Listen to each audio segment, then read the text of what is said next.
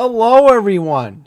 Welcome to my 2022 WWE Summerslam predictions. In a busy week for the WWE, well, the past week, given that Vince McMahon has officially retired, we found out back on Wednesday that WrestleMania 40 will be taking place at Lincoln Financial Field in Philadelphia. This has certainly been a very interesting time for the WWE, given that, yes, there have been some controversial stuff going around, but we have made it to one of the big four pay-per-view of the year. This is, of course, SummerSlam, as I'm trying to adjust the microphone here. We have made it to SummerSlam 2022. And, of course, we have another Roman Brock match. Ooh, did we see this one coming? But, in any regard, I'm going to make some unique predictions on what I think will happen for this show coming up. Now, I want to give some clarity on a couple of things regarding where the pay-per-view is taking place. The pay-per-view is taking place at Nissan Stadium in Nashville, Tennessee. And we have an 8 p.m. start time on Peacock, with the pre-show beginning at 7.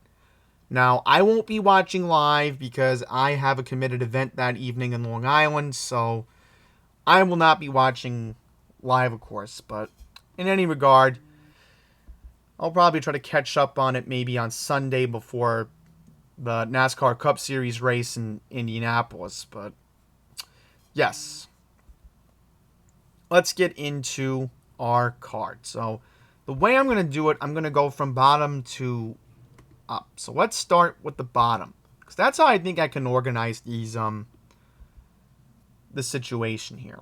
Okay, so we have a 3-on-2 handicap match from Monday Night Raw, where this storyline has continued. Ray and his son Dominic taking on the Judgment Day, led by the new leader Finn Balor. And of course, you got Damian Priest, Rhea Ripley. I don't like the Mysterio's chances in this match, so I'm going to give the win to the Judgment Day. And I think this does give more dominance heading towards the fall. And there's a good chance we might see them at the Clash at the Castle in September. So, making a bold prediction right there in terms of when we'll see the Judgment Day's dominance. Okay. This is going to be a very interesting match, and this is how I think it's going to go. Logan Paul, the so-called YouTuber, is taking on the future Hall of Famer, The Miz.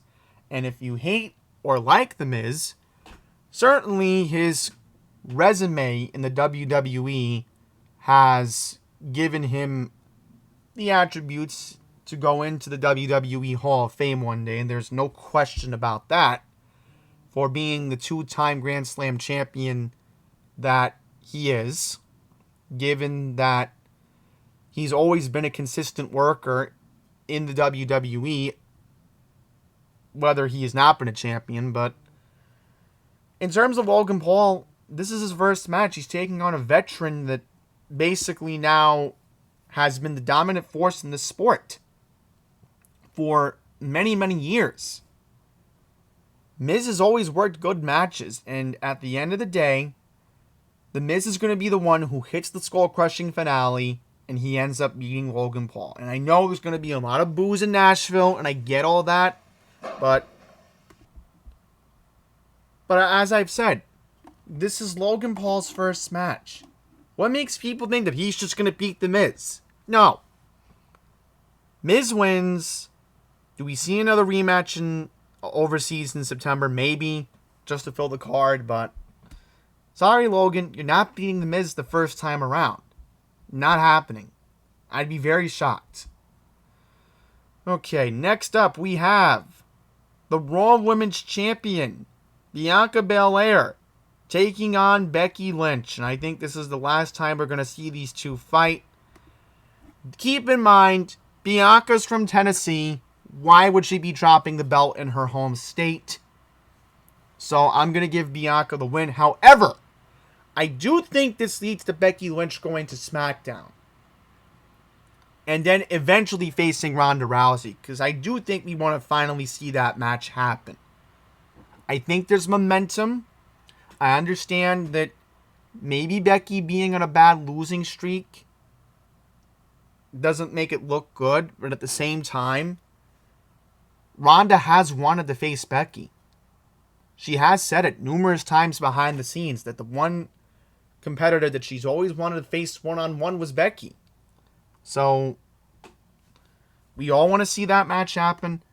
Bianca's doing a good job on Raw, and I think she should keep the belt. And then see how things go in the fall for her. We got Friday Night SmackDown commentator Pat McAfee taking on Happy Corbin. And I think this is where the happiness ends for Corbin. I'm sorry, but wasn't it this time last year that Baron looked like a bum, and all of a sudden he went to Vegas and he was winning money? Yeah, clever placement, but sorry, Corbin, you're losing. This is Pat McAfee's time. I think Pat has the momentum. I think he's going to win his first WWE match. And I think it'll be a good moment for the people in Nashville. And especially because, you know, a lot of people watch Pat's show on YouTube and he talks about the Titans. So, Pat's going to win. And if he doesn't, I'll be very shocked. Undisputed Tag Champs, the Usos, getting another rematch against the Street Profits. Sorry, I don't see the Street Profits winning. It's, look, the Usos have just been dominant. They've been the ones representing the bloodline lately. Roman hasn't really been around as much. So, the bloodline's going to keep dominating. There's no question about that. It's just that for how long, and when they do drop the belts, it's going to have to be against the new tag team. I just don't see it happening anytime soon. The Street Profits, I understand that they want to be undisputed tag champs, but look, they're not winning. The Usos win. Now, you may be wondering, where's the rematch for Ronda and Liv Morgan? Well, we'll get to that. But first I want to get to Theory taking on Bobby Lashley. So Bobby Lashley will win. Alright? Now, Theory, I'm going to make a theory about him, Austin, at the end of this video, what I think will happen. Okay. So Bobby Lashley still remains your United States champion. Now, next up we have Liv Morgan taking on Ronda Rousey. Liv Morgan is not dropping the belt to Ronda Rousey. And why do I say that? Because I do think there's a chance the first SmackDown in August, we're going to see Becky Lynch confront Ronda Rousey. And what I think what will happen is, I think, because, you know, you don't necessarily have to have a championship on the line, you know, in terms of them fighting. It doesn't have to be that way. But I do see Becky going to SmackDown and challenging Ronda Rousey at Clash at the Castle. I could see that happening.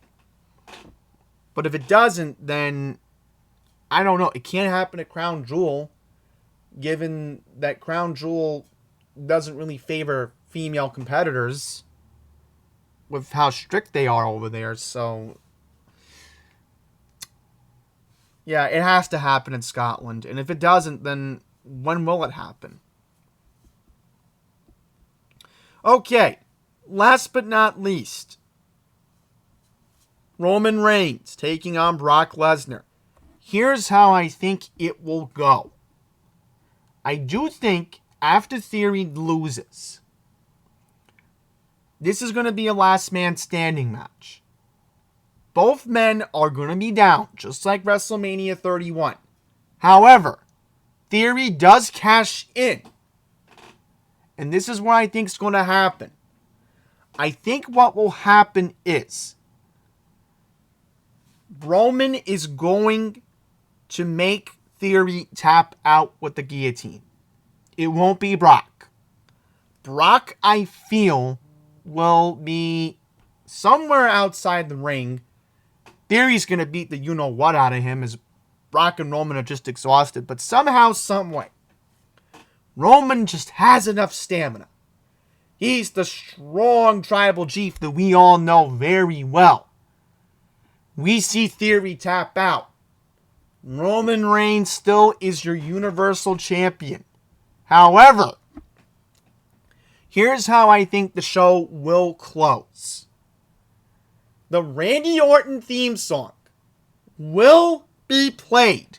Or maybe Drew McIntyre's. I don't know, but one of two will happen. I think you'll see Drew come out first. And then afterwards, I Hear Voices in My Head will come out. And the crowd in Nashville will erupt. Because everybody knows that Roman does want to face Randy Orton. I think there will be a point where Roman will say, "No, Randy Orton, acknowledge me." And maybe McIntyre too. I don't know. But I do think what will happen is, I think the first SmackDown after SummerSlam, I think Roman will have to wait it out to see if Drew and Randy have a one-on-one match to determine the new number one contender, because I think that would make more sense. But yeah, I do see Randy Orton coming back. And Austin Theory is going to have a failed cash-in. I just see it happening because there's a possibility that the way they're going to build Roman up to face The Rock next year, which I think is still going to happen at WrestleMania in California, I think what will happen is the way it's going to play out, they don't want to rush The Rock coming back. Because, yeah, The Rock is from Nashville. But keep in mind, The Rock's busy right now. He's promoting 2 of his movies. And, you know, how is The Rock going to come to Nashville for a brief appearance? I just don't see it happening. I think what they could do, and again, from what I've been theorizing, I think they're going to bring The Rock back at the Royal Rumble. I think that's what will happen. Could he win the Royal Rumble? I'd say yes. I don't see why not. Or there's a tease in January, but until then, you know, listen, they got to keep Roman champion. And I do think the path for Roman going forward is he's going to bury Randy Orton and he's going to bury Drew McIntyre. I think that will happen going down the line. And it could happen. I do see it. I mean, what are they going to do? Bring back Goldberg? What are they going to do? Try to find a void on January 1st? Because WWE's already confirmed they are bringing back the Day 1 pay-per-view. And it does make sense to bring it back because January 1st is a Sunday. So it would make sense for WWE to go back to its Sunday slate. Hopefully, because, you know, I think we're all burnt out from these Saturday pay-per-views. I mean, maybe it made sense when we were all in lockdown, but now people are going back out to their pre-pandemic plans like I am. You know, it just... Can WWE go back to a Sunday slate in the future? Maybe. I'm hoping.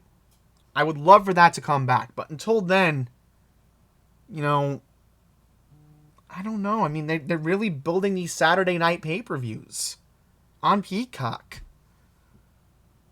So, yeah, I will mention it again. The next pay-per-view prediction video will be in September. I'm going to aim to do it probably again on a Friday, which I do like doing these Friday videos for you guys. So we're going to keep consistency with the Friday schedule. So, again, we have our next pay-per-view overseas in Wales, which is technically Scotland, I think. I don't know, but... Then, of course, we do have Extreme Rules taking place on October 8th, which is another Saturday pay-per-view.